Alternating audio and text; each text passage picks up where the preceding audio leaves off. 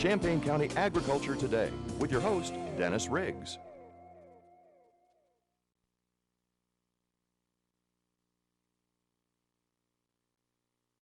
Hello and welcome to Champaign County Agriculture Today. My name is Dennis Riggs, your host for the next few minutes as we talk about a very important topic if you live here in East Central Illinois, and I'm sure you do because that's why you're listening today. As you travel around East Central Illinois, maybe from Champaign to Bloomington or to Indianapolis, you drive by all these fields and all this area out there that seems to be doing nothing. Gosh, what's going on out there? Well, guess what? It's a lot. And that's what we're going to talk about today. Why is agriculture important to not only our East Central Illinois area, more specifically Champaign County, but also to the United States of America? Champaign County is well known and well respected for being a very important agricultural area, and you're going to find out about that today and how you fit in into all this. And today on our program, we've got some great folks that are going to talk to us and tell us all these great numbers and statistics and what's going on in agriculture. We're going to do it one at a time. Tamara, I'm going to ask you to introduce yourself, and I understand that you're not actually from Illinois originally. No, I'm not. I'm from Minnesota, and I'm Senior Director of Commodities at the Farm Bureau, and I was born and raised in southern Minnesota. I attended Stanford University in California and got my master's at Virginia Tech, so I've kind of settled back in the Midwest after being on both coasts. Kind of made a little tour around the country and came back. Well, we're glad to have you with us, and a great post. Tell us, Illinois Farm Bureau is very involved in lots of things agriculture. What have you learned about agriculture by working for the Farm Bureau? Well, you know, I think the biggest thing is that corn and soybeans are kind of the king crops here, king and queen here in the state, and I think the biggest thing I've learned is that there's a lot more diversity than just corn and soybeans. We're fairly large also in hog production and dairy production and specialty crops, Christmas trees, wine, popcorn, pumpkins, and so there's a lot of other things that farmers raise here in this area, orchards, apple trees, and so it's a great state, it's a great diversity of agriculture, and it's very different from north to south.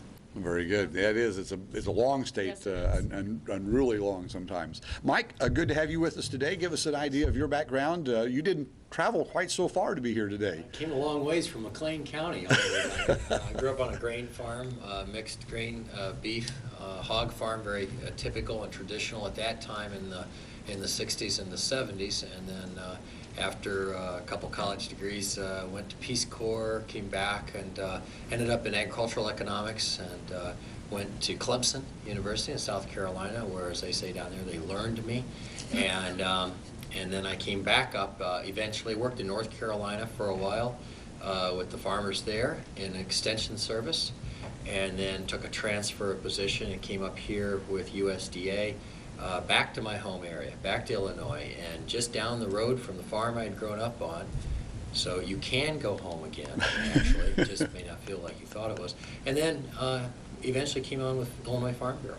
What have you been out and seen the world and now have come back to McLean County? What did you learn, especially the Peace Corps idea? I think it was an eye-opening event for you, correct? Yeah, you know, I think the one thing is whenever you come back to the United States, what hits you is the standard of living here is just so much higher than anywhere else. I mean, that's the one thing. And then also the openness of the people here.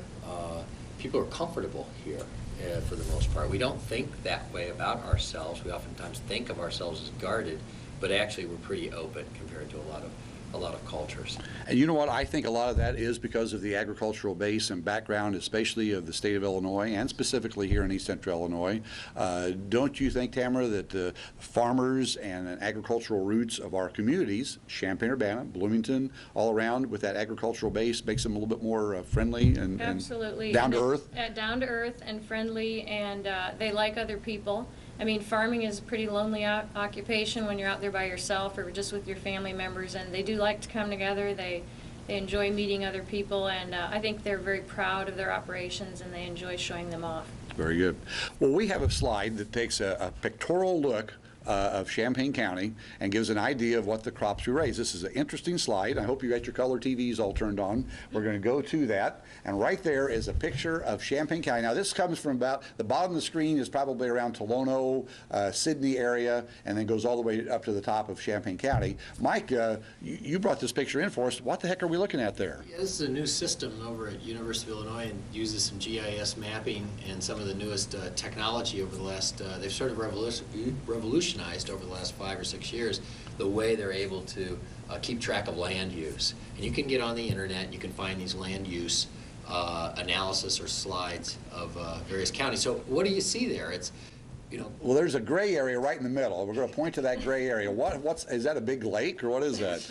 I have a feeling that's an urban area. I believe so. So the gray is an urbanized area, okay, and then we see a lot of green. The green is soybeans, all right, I believe, and the corn is, or the yellow is corn acres. Okay, and there's some blue.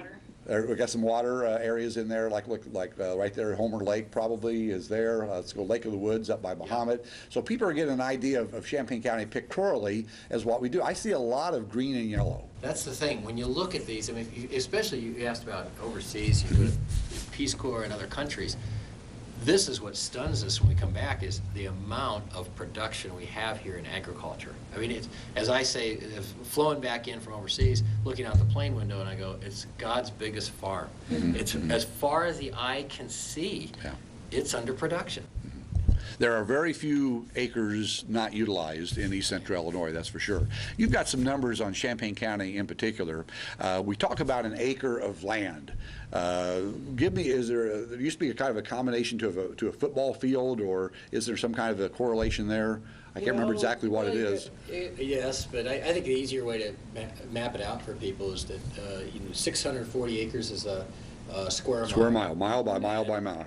And these days, the most typical commercial size farm in East Central Illinois would be, if it was purely a grain farm with no livestock, it would be at least 2 square miles, or roughly 1,300 acres, and you probably go up from there. Now, that's not to say that there's a lot of farms that are 600 acres or even 400 or up to 800, but you're kind of typical of if for the primary income to be from farming and supporting the family, you're probably looking at 2 square miles and then going up. Mm-hmm. Compare that to the 1960s when I was growing up, where the average farm was 1/4 of 1 square mile. Mm-hmm. So makes a big difference. Now, and Tamara, I'm going to ask you, why has that changed? Why is that different? Are farmers just greedy and they want more ground, or has it changed for other reasons? No, it's mostly technology.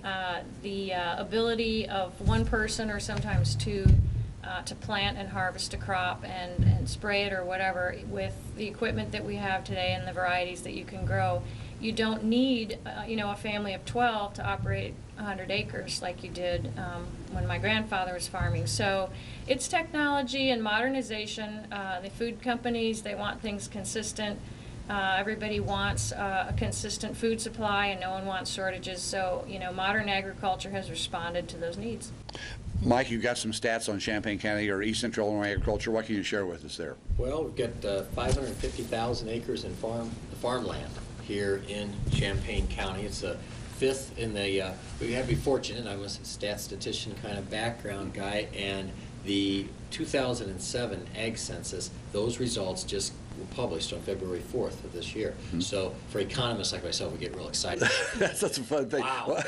Go grab the book. People leave the room when I say that. They don't want to hear about that. Anyway, so I was able to look through those, and those are on the internet, the Census of Ag for Champaign County. There was over $300 million in total sales from from agricultural production here in Champaign County, and in that census, it's the 5th in terms of ag sales, the 5th ranked county in Illinois in 2007. In other years, it may have moved up to 4th or 3rd, but in 2007 it was 5th. And of course, that's a floating number. It depends on how good the crops are and what the price return. A thing that I've always been asked by people, they have the markets on television, like the 6 o'clock news in the evening. They talk about corn was up 10 cents, beans were down 20 cents. That's a real number. That makes a difference in the pocketbook of Champaign County farmers. Tell us how that works. Well, nothing makes a bigger difference than a small change in the actual price of their crop, whether it be corn or soybeans. Input costs also go up and down. But when you look at the end of the year and you look at the total amount you spent on your inputs, and then you have a sale price for your product, and the in-between is your income, your gross income that you're looking at, the biggest thing that will make that income vary is a slight increase or decrease in the corn and soybean prices. Now, one thing that we've learned over the years, we've talked about how the size of the farm has changed, and we're going to go to slide number 5 here that talks about something a trend that we can see that really does make a difference. Explain what we're looking at right here. This is the persons fed per American farmer. Yeah, that's a testimony to efficiency and technology and the science behind agriculture. It's a story that's an incredible story of looking at the number of people that we can feed for an average American farming operation. Mm-hmm. And it's very important because I think by 2050 we're supposed to have several more billion people on the planet, mm-hmm. and really there is not a lot of arable land that can be put under cultivation, and the areas that have it, it's in rainforest or it's in protected forests, and so really maximizing the contribution of every acre we have here to production is going to be essential in the future just to meet the world's food supply. There's not really a big resource of acres, especially the United States. Other countries we hear about in South America where other acres are being brought in. What's our stockpile? How many acres are out there that could be brought into production? Well, we were just in China, and I think they talked about having an additional 10% they could bring, 10% of land they could bring in, but you're talking about land that has been deforested and it's highly erodible, and they have varying rainfalls, and it's inland in China that's very far from the ports, and so it's really not going to be an effective agricultural producing region. You know, if you're talking worldwide, if you consider that you probably cannot continue to deforest because of the implications with climate change or any kind of regulations concerning climate change, you really are talking about maybe 3 to 7% increase. You know, of course, if you had to, we always laugh, you could plant corn down the middle of the median strips in the freeways if you had to, and they do that in China and in Vietnam. They plant corn in their front yard, but you know, really good producing agriculture like the slide you showed, there's not a lot of expansion room. There's a picture I want to put up here, slide number 2, that is a very graphical representation of the bounty of the ability of the American producer to have. A lot of people that are watching our program today have probably driven around the countryside and have seen at local elevators around harvest time this pile of corn. Now, is that because somebody broke a belt and the grain just poured out in the ground? Mike, why do we have this huge amount of corn sitting out there on the ground? You know, well, a couple of reasons. One is corn stores pretty well, and it can store on the ground for a while. And so it's a matter of economics. Does it make sense to take, when you have this huge harvest come in all at once in one area, how much of it does it make sense to try to store in buildings when it may only need to be stored locally for a very short period of time before it starts moving through the marketing channels to eventually get to whoever's going to consume it.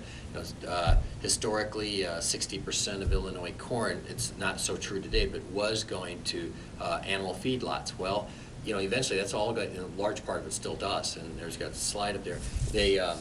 So it's a matter of how long does it take to get those piles moved to those big feedlots in Texas. Let's bring that slide up. We've got a slide here that shows a feedlot. Once again, you think of corn, and we're going to have a slide here in just a second that most people can identify with, but here is corn being consumed by a consumer with 4 hooves. And that's the majority of what consumes corn and soybeans that come from Champaign County. Is that right? Yeah, okay. It's the feed sector, there's a smaller amount to the food sector, and then the rest would be to fuel. So even though we grow it and it's a crop and it looks like it's a consumable at that point in time, it may go through a livestock unit before it's actually consumed as we know it. And that is why I think agriculture produces like 17 jobs, or 17% of the state's jobs for every dollar that it creates. And it's because it has further value-added processing to make it into feed or into food products. And those processes mean jobs. I mean, I'm sure there's a lot of people listening today that maybe they work at a grocery store or a processor, ADM comes to mind, maybe a food distribution network. There's a lot of jobs. Mike, you're the numbers guy. Do we have any kind of a number of how many jobs are related to agriculture in Illinois? I've recently saw that total, but I don't have it. We have that. have it. All right. Thank you. It's on our website in Farm and Food Facts. I'd have to flip to the page, but that number is in here, and it actually has tax revenues. Let me take a look at that. I want to show it to the camera here, and you might just explain what is included in this. This is something our research division puts together every year based on census data, as Mike was describing.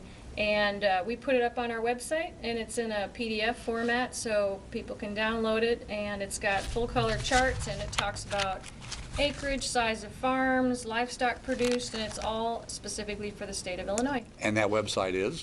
www.ilfb, like Illinois Farm Bureau.org. Okay, so we've got this thing called agriculture here in the state of Illinois, and we've got these farmers here in Champaign County that are producing all this food. Where on earth does it go? Where does it, we've talked a little bit about that it goes to livestock, but then some goes overseas too? You want to tell me about that? We usually say 33% or 1 out of every 3 rows of corn goes overseas, and 20% or 1 out of every 5 rows of soybeans. And that's, to keep in mind, that's the grain as well as the grain being fed to livestock that's shipped overseas. So 33% of the corn and 20% of the soybeans goes overseas. A small percent of our dairy production is exported, and also wheat.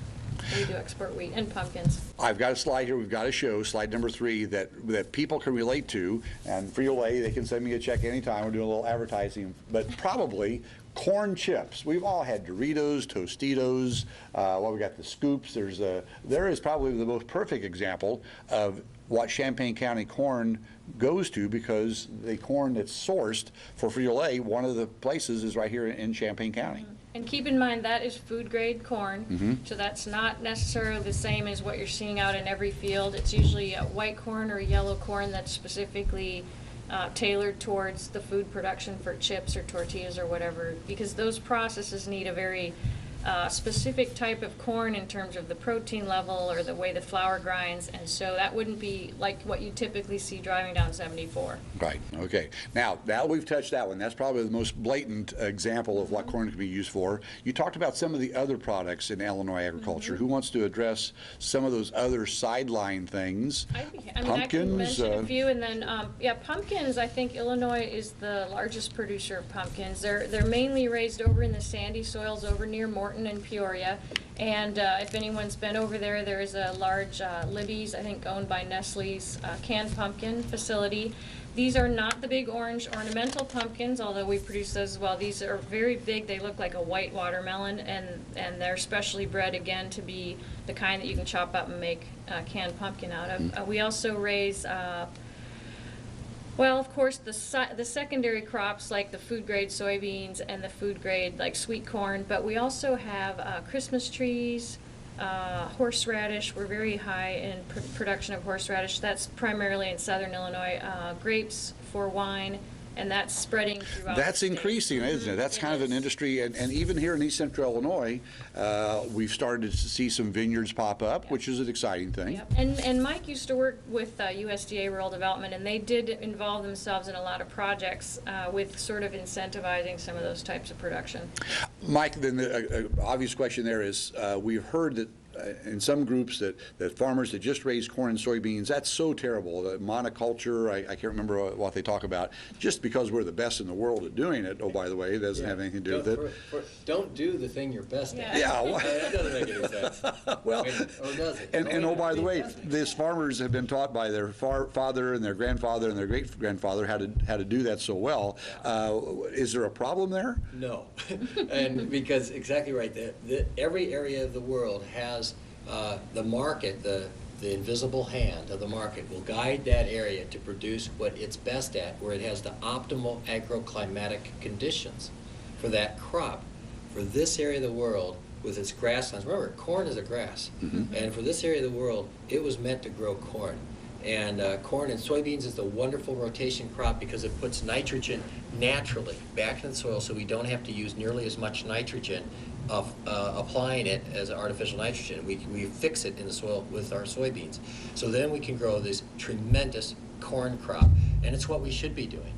So you're saying that farmers are already kind of environmentalists just because of their nature? Well, not only that, but it's also what they know about growing that crop. It's yes, in that they've been taught how to take care of this farm. Remember, these farmers are farming on land that has oftentimes been in the family's hands for 50 or 100 years. I mean, you talk to people up in Chicago, they're surprised to find out that the average farmer, many of them their family has been farming in central Illinois since the 1870s.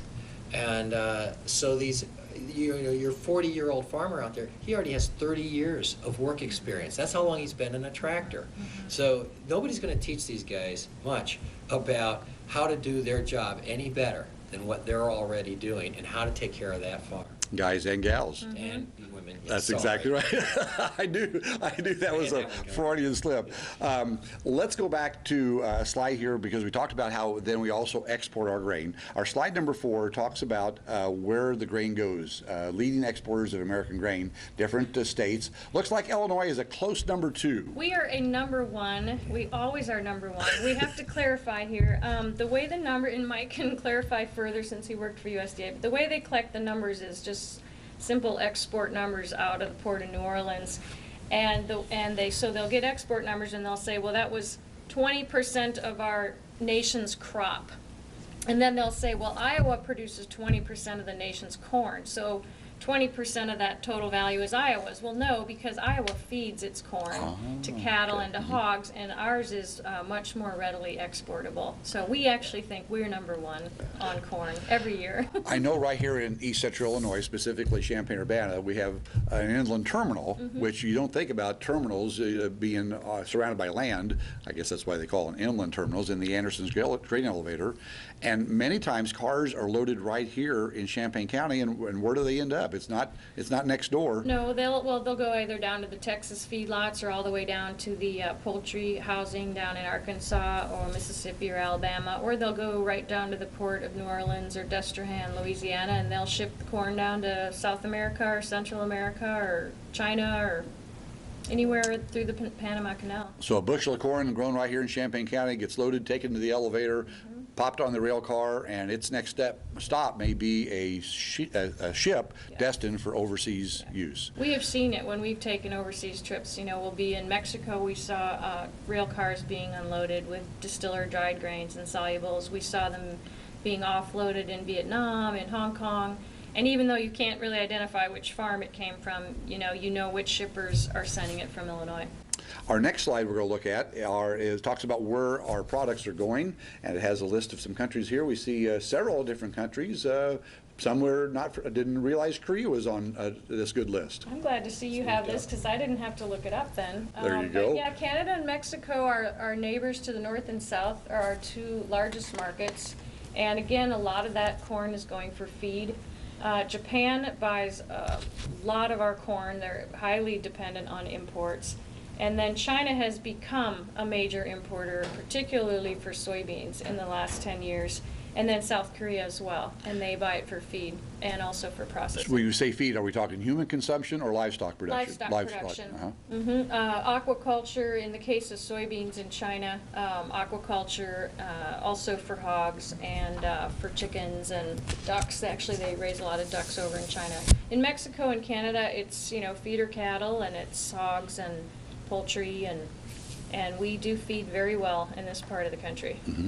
Recently in the news, we've had a lot of talk about our close friends, Cuba, and how Illinois agriculture has actually established some links with Cuba and how that could be a very good market. There's a market starving, if you excuse the phrase, for agricultural products.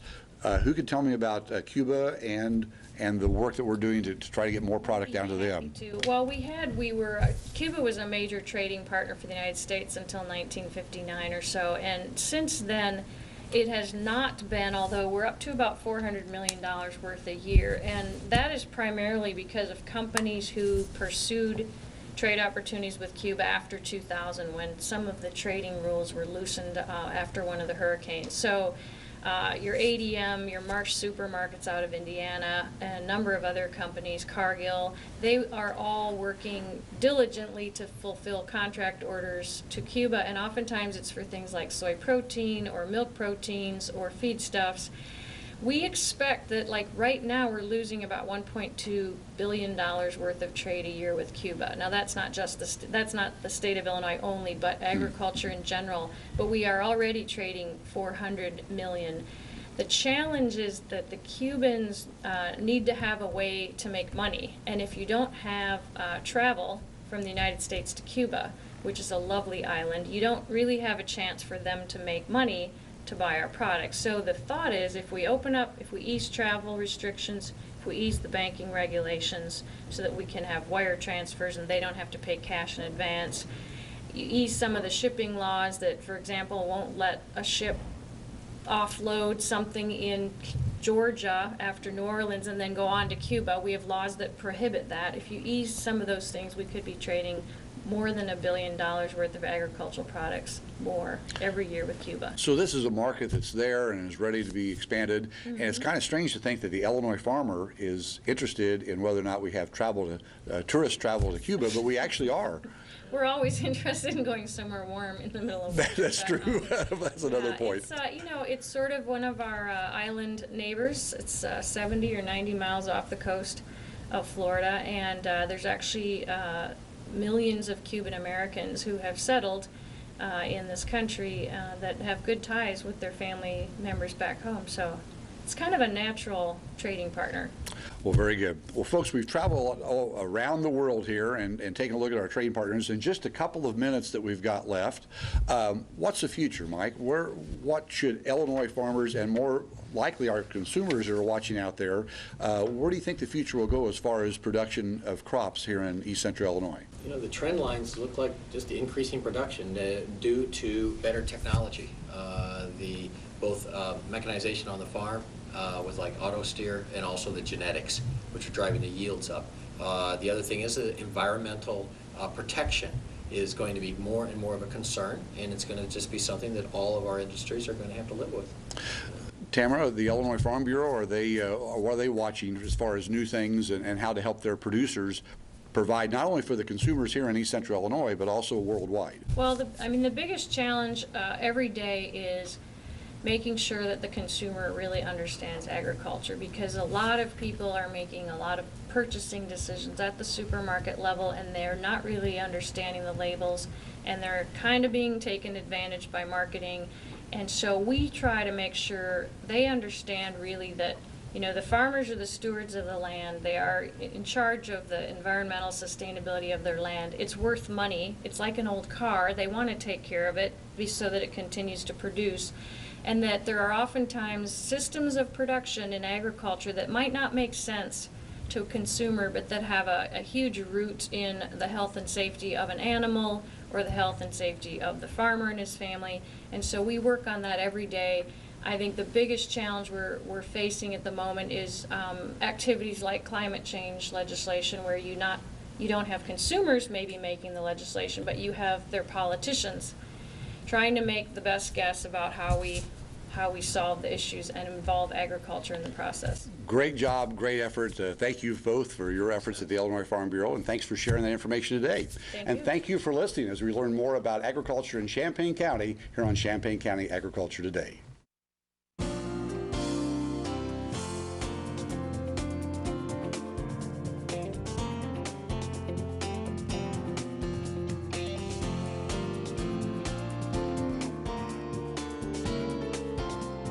Champaign County Agriculture Today is brought to you by Champaign County Farm Bureau.